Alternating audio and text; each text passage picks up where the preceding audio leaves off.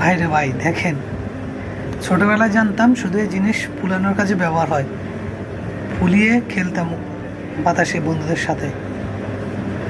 আর এখন দেখতেছি এই জিনিস দিয়ে কত কাজ করা হয়, কি অসাধারণ দেখেন।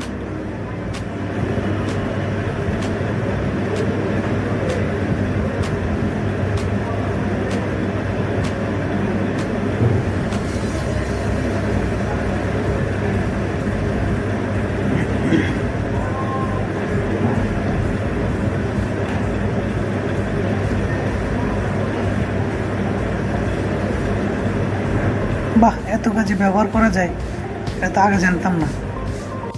ভিডিও দেখে সবাই শিখে রাখুন।